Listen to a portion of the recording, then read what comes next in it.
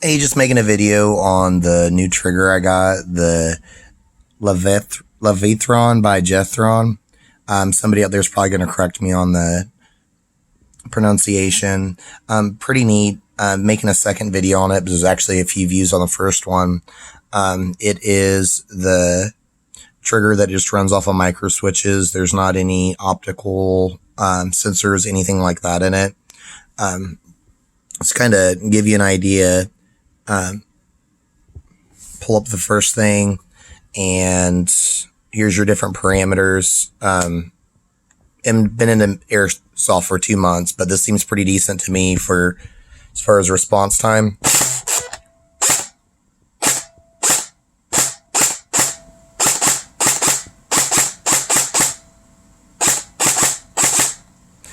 And then you've got the burst or full auto.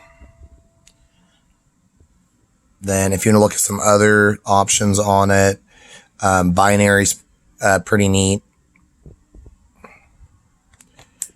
And again, semi just for the response time. And then binary.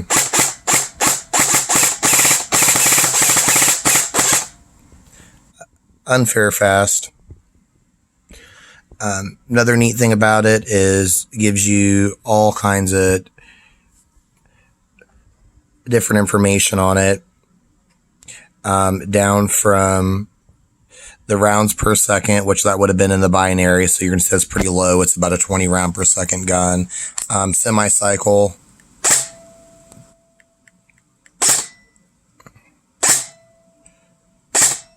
.58 milliseconds, I guess. Don't know if that's quick or not in airsoft world, but seems quick to me. The battery that it takes in semi with the active braking on, grip is hot from just that right there.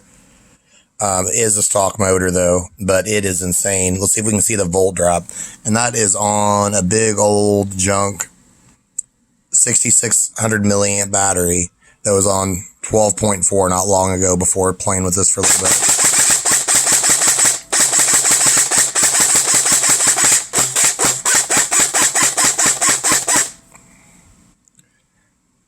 That is a crazy amount of current, and anybody else seeing the smoke out of the motor?